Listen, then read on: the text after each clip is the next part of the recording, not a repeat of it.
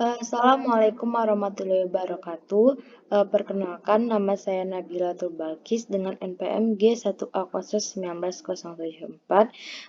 Di sini kita terdapat beberapa materi. Yang pertama itu saya akan menjelaskan materi tentang perseptron.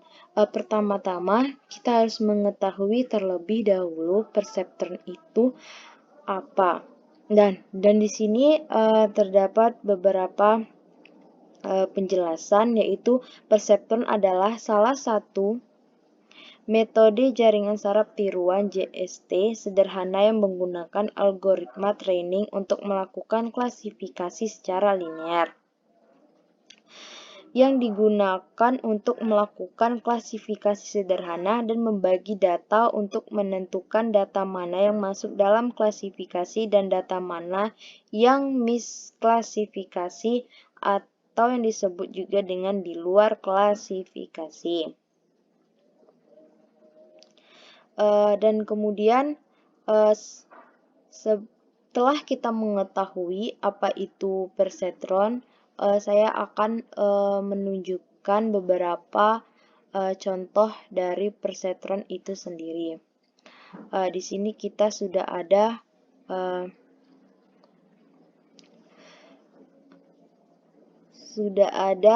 perseptron contoh pada pengklasifikasian spam email.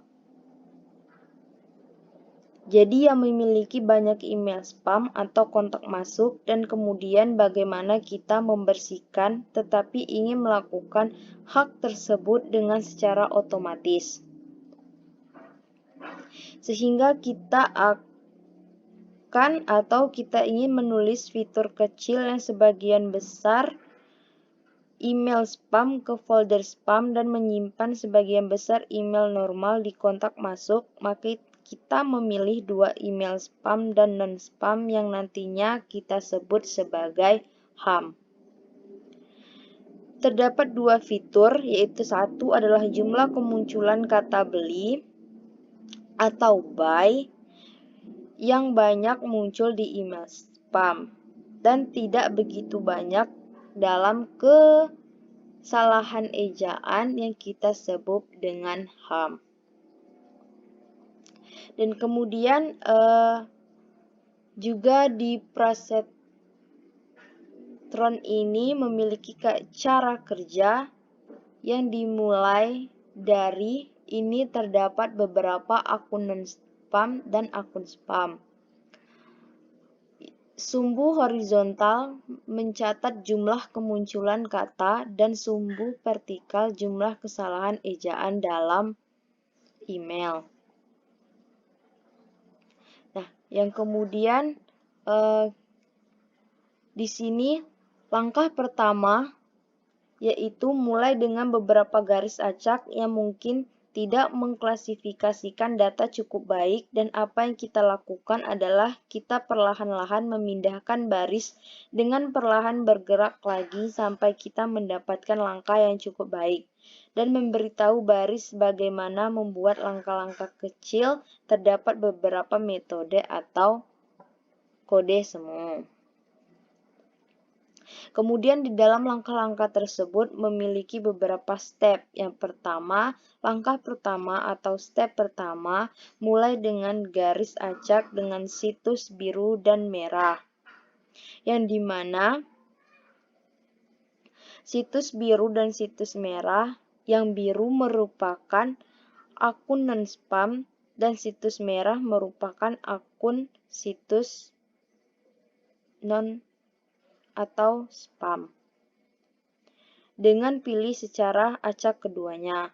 Kemudian lanjut ke langkah kedua atau step kedua, kita akan memilih yang angka besar. Angka besar itu adalah berapa kali kita akan mengulangi algoritma ini, begitu juga jumlah pengulangan atau epochs.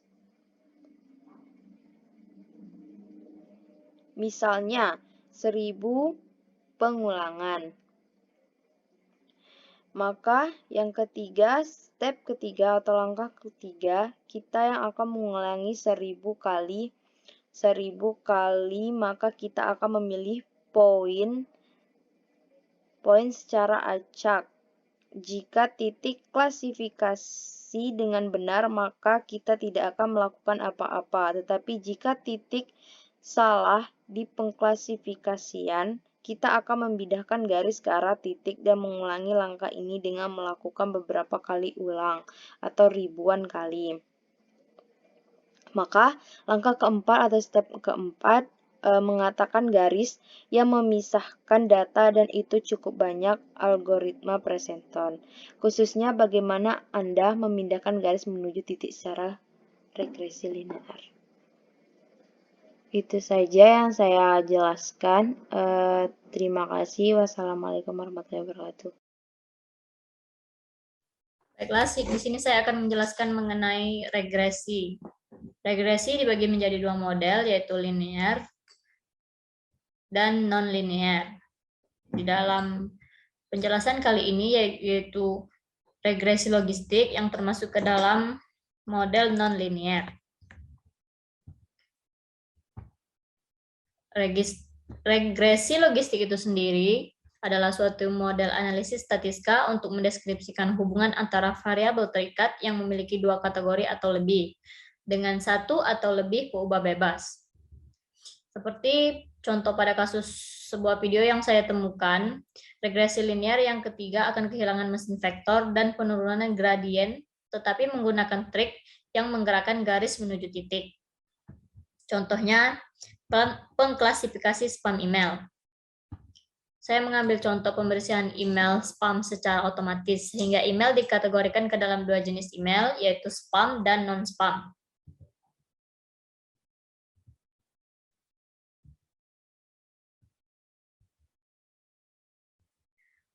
Dalam pengklasifikasian email tersebut memiliki beberapa aturan. Aturan yang pertama, misalkan dengan mengatur email ke dalam beberapa kata beli. Jika terdapat lebih dari 2 kata beli di dalam email, maka dikategorikan ke dalam spam. Dan jika kata beli kurang dari 2, maka akan dikategorikan menjadi non-spam atau HAM, yang merupakan pengklasifikasi.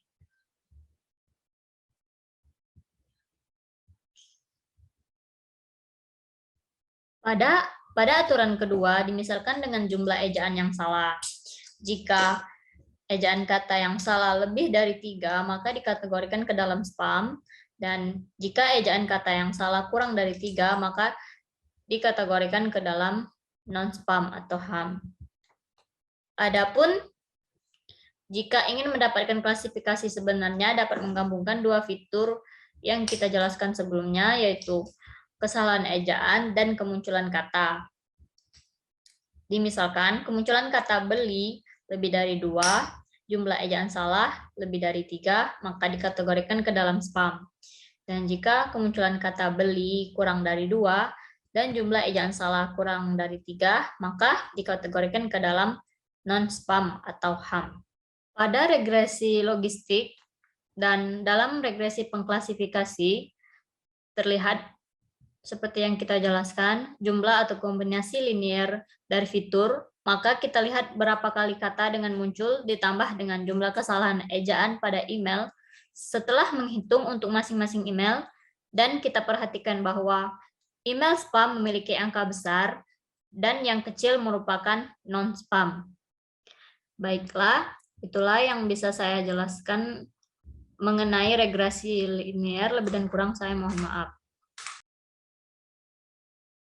Assalamualaikum warahmatullahi wabarakatuh.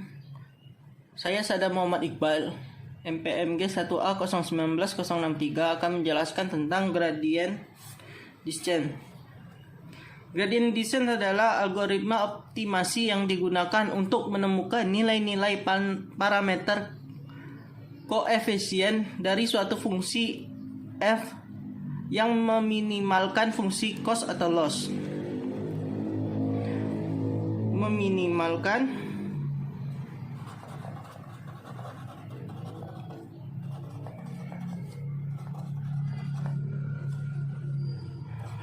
fungsi cos atau loss. Gradient descent juga digambarkan sebagai iterasi yang digunakan untuk menemukan nilai optimal dari parameter dengan menggunakan kalkulus untuk menemukan nilai minimum.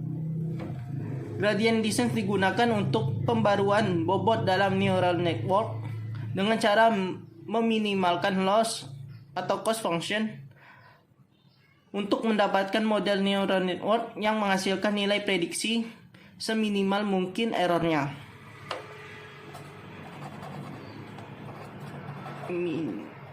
Minimalkan error.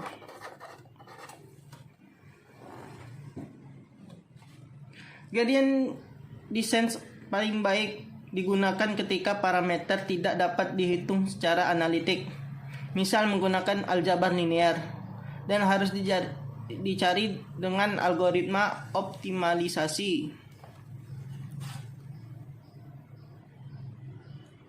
Contohnya, bayangkan sebuah mangkok mie. Mangkok ini adalah sebidang fungsi cos atau loss.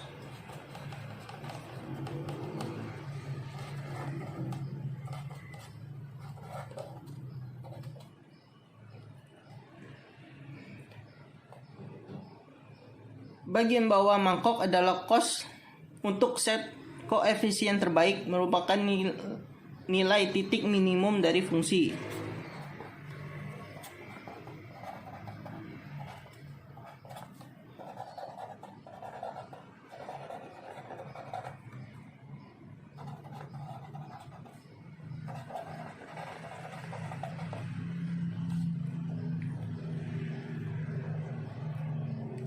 Misal sebuah mangkok mie,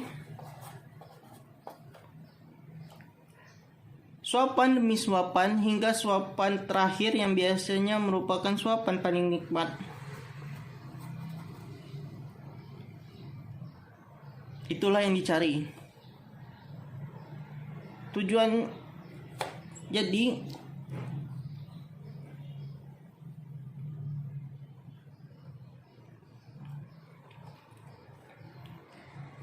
Dalam gradient descent, algoritma membantu kita mengetahui yang terbaik optimum.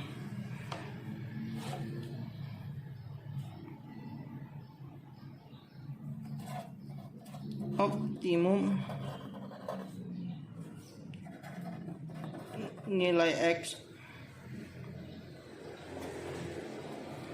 di mana kita mendapatkan nilai minimum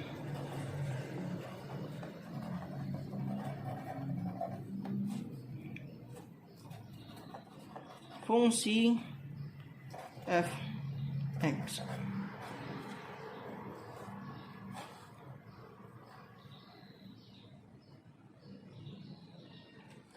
Dari contoh mangkok yang tadi, ilustrasinya seperti tujuannya untuk terus mencoba nilai koefisien yang berbeda, mengevaluasi cost, dan memilih koefisien baru yang memiliki cost yang sedikit lebih baik atau lebih rendah. Dari atas,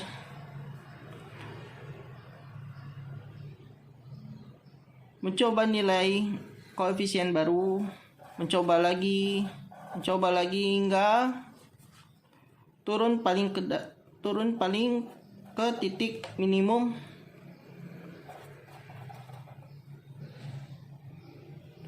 Mengulangi proses tersebut dan mengarah ke dasar mangkok, dan kita akan tahu nilai koefisien yang menghasilkan cost minimum tersebut.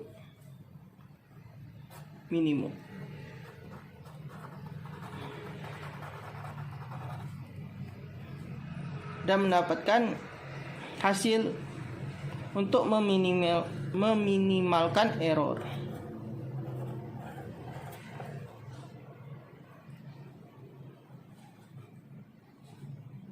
Sekian, terima kasih.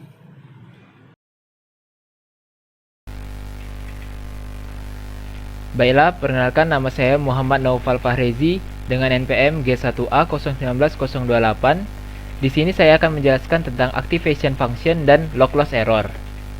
Activation function. Activation function merupakan operasi matematik yang dikenakan pada sinyal output Y. Fungsi ini digunakan untuk mengaktifkan atau menonaktifkan neuron. Perilaku dari JST ditentukan oleh bobot-bobot dan input-input fungsi aktivasi yang ditetapkan. Fungsi aktivasi adalah fungsi yang menentukan apakah suatu neuron akan diaktifkan atau tidak. Fungsi yang dipakai bisa berupa fungsi linear dengan nilai batas atau ReLU, atau fungsi nonlinear seperti fungsi sigmoid dan tan H. Activation function adalah sebuah titik yang ditambahkan di akhir output dari setiap jaringan syaraf. Activation function juga dikenal sebagai transfer function yang digunakan untuk menentukan output neural network. Activation function dibagi menjadi dua tipe, yaitu linear dan non-linear. Activation function digunakan memutuskan hasil dari neural network seperti setuju atau tidak setuju. Nilai peta hasil berkisar di antara 0 atau 1, min 1 sampai 1, dan lain sebagainya, berdasarkan fungsinya. Linear Activation Function. Fungsi aktivasi linear atau linear activation function dapat dilihat pada gambar di bawah. Dapat diketahui fungsinya adalah garis atau linear. Hal ini menyebabkan output dari fungsi tidak dibatasi antara suatu rentang. Fungsi bersamaan linear activation function adalah fx sama dengan x, dengan nilai x berkisar antara min tak hingga sampai tak hingga. Hal ini biasanya tidak membantu terhadap parameter kompleksitas atau variasi data yang diteruskan ke jaringan saraf. Berikutnya non-linear activation function. Non-linear activation function adalah fungsi aktivasi yang sering digunakan. Non-linearitas membantu untuk membuat grafik terlihat seperti pada gambar di bawah. Bisa dilihat berikut adalah tampilan dari grafik dari non-linear activation function. Grafik ini membuat kemudahan dalam menggeneralisasi model atau beradaptasi dengan variasi data dan untuk membedakan antar output. Terminologi utama yang perlu dimengerti adalah derivatif atau diferensial. Perubahan sumbu Y menjadi sumbu X. Hal ini juga disebut dengan kemiringan. Berikutnya fungsi monotonik. Merupakan sebuah fungsi yang suatu fungsi seluruhnya tidak meningkat atau tidak menurun. Fungsi aktivasi nonlinear terfokus pada pembagian dasar dari range atau kurva. Berikutnya yaitu Rectified Linear Unit atau ReLU. ReLU atau Rectified Linear Unit merupakan fungsi aktivasi yang biasanya digunakan dalam pemodelan deep learning. Fungsi kembali ke angka 0 jika mereka menerima input yang negatif, tetapi untuk nilai positif X mereka akan kembali ke nilai asal. Perumusan dapat dituliskan sebagai berikut. Sama dengan max 0. Hal ini menunjukkan bahwa fungsi sederhana terdiri atas dua bagian linear, dapat mengizinkan model untuk perhitungan nonlinearitas dan interaksi secara baik. Grafik dari Rectified Linear Unit bisa Anda lihat di bawah. Selanjutnya yaitu lock-loss error. Lock-loss error function berfungsi untuk mengukur performansi karakteristik kualitas seberapa besar adanya variasi di sekitar target. Hasil yang didapatkan yaitu hasil kuantitatif terhadap kerugian yang disebabkan oleh berbagai variasi. Hasil yang baik adalah fungsi dengan error paling rendah. Contohnya yaitu kemungkinan pesan spam.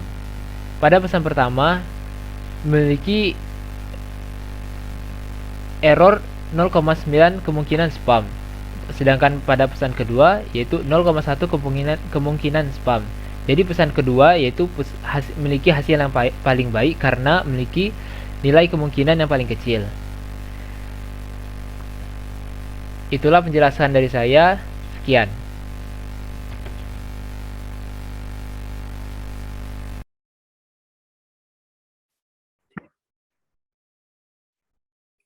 Assalamualaikum warahmatullahi wabarakatuh. Baiklah, di sini saya akan menjelaskan bagaimana sih perseptron yang bersifat linear digunakan untuk membangun sebuah konsep baru yang dinamakan neural network atau yang bersifat non-linear.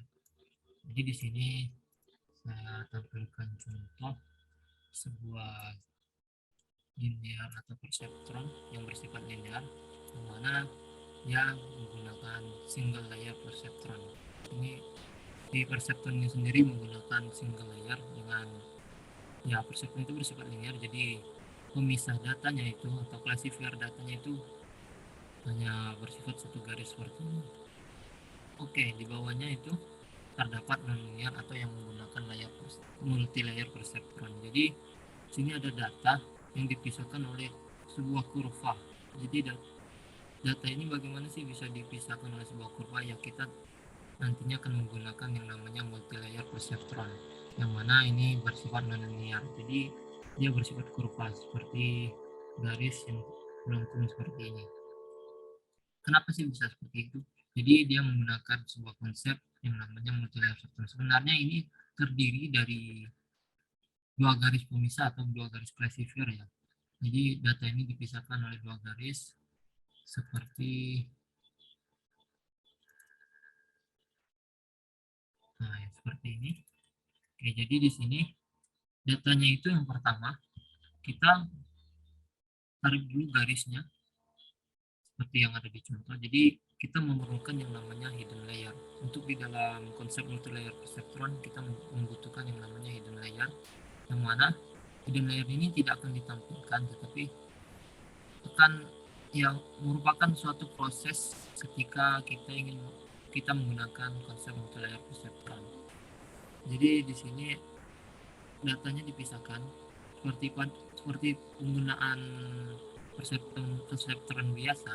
Jadi data itu dipisahkan. Kalau misalnya kita menggunakan satu garis saja, data itu belum secara sempurna terpisahkan. Masih ada beberapa error atau beberapa data yang masih tergabung di data lainnya, gitu, kelompok data lainnya. Seperti ini, segitiganya masih di bagian kelompok bulat. Jadi setelah kita pisahkan, kita tarik garis pemisah antara datanya yang bisa memisahkan data paling mendekati paling benar ya. Jadi di sini kita tarik garis. Di sini masih ada sisa satu data yang masih tergabung di data yang berbeda. Lalu selanjutnya kita tarik lagi garis untuk memisahkan datanya lagi. Kita tarik. Jadi kita tarik lagi garis dari ujung ke ujung lainnya seperti ini. Lalu setelah itu kita gabungkan garis tersebut seperti ini. Lalu kita tarik kurva, kita gambarkan kurvanya sendiri. Setelah seperti ini kan garisnya sudah terpisah. Ini menggunakan yang namanya konsep multi-layer perseptron. Itulah kenapa suatu perseptron bisa menjadi non-linear atau mungkin bisa disebut neural network ya. Suatu perseptron yang bersifat linear bisa menjadi non-linear, yaitu neural network itu sendiri. Jadi sebenarnya neural network itu adalah gabungan dari beberapa perseptron. Jadi beberapa layer perseptron itu digabungkan sehingga membentuk yang namanya tadi neural network yang bersifat non-linear. Jadi nanti kita bisa tarik garis khayal kurvanya seperti ini. Ini kan datanya udah terpisah oleh dua garis classifier atau dua garis pemisah. Jadi di sini kita bisa buat garisnya, garis kurva atau mungkin kurvanya gitu, dan akan terbentuk seperti ini. Nah, inilah output layernya. Untuk itu hidden layer sendiri tidak perlu ditampilkan ya, karena dia dari input misalnya X dan Y, maka akan keluar output layer seperti di single layer perseptron atau perseptron biasa gitu. Ini mungkin bisa kita gambarkan lewat jaringan sarafnya itu langsung ya. Sini ada dua input X dan Y, yang mana X ini mempunyai nilai ini ya, nilai fungsi θ 1, dan ini ada θ 4, mana di sini ada nilai biasnya, itu bias 1 dan bias 2. Jadi di sini nanti inilah bagian yang namanya hidden layer. Di hidden layer adalah proses di mana kita mau menghasilkan suatu neural network menggunakan perseptron gitu. Jadi perlu yang namanya hidden layer. Dari hasil penggabungan ini keluarlah outputnya di sini dengan fungsi h, θ, x.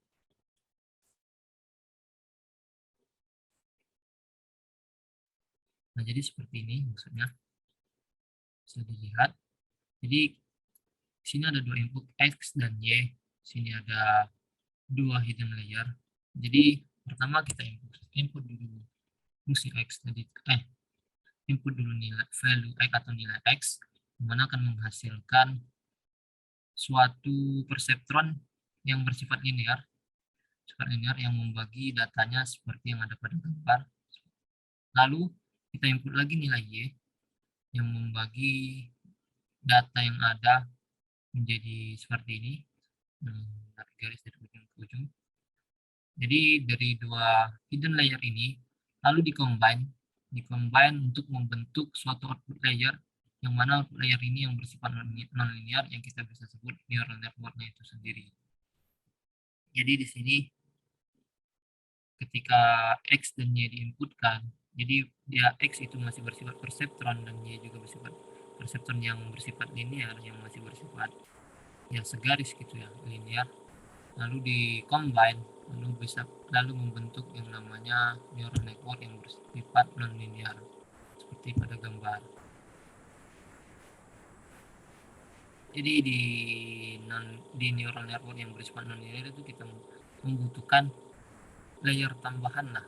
Di sini dibutuhkan layer tambahan yang mana disebut hidden layer, yang layer ini ada di proses latar belakang gitu, proses yang tidak perlu ditampilkan. Jadi ketika kita menggunakan X dan Y, maka dia akan memproses seperti ini, lalu membagi datanya satu-satu, membagi datanya yang mana paling mendekati paling benar, lalu yang kedua juga, sehingga membentuk classifier yang memang membagi datanya secara pas gitu. Data lingkaran dan data segitiga itu terbagi menjadi dua, terpisah menjadi dua gitu. Nah, hasilnya layer ini sendiri. Oke, mungkin sekian ya penjelasan untuk bagaimana sih suatu perseptron bisa menjadi neural network yang bersifat linear. Jadi kuncinya adalah neural network yang bersifat linear bisa didapatkan dari suatu perseptron yang bersifat linear adalah karena kita mengkombinasikan perseptron itu sendiri menjadi perseptron yang bersifat linear menjadi non-linear. Jadi kita mengkombinasikan dua fungsi yang bersifat linear menghasilkan satu fungsi yang bersifat non-linear. Jadi seperti itu. Oke, mungkin sekian penjelasan dari saya. Oke, terima kasih.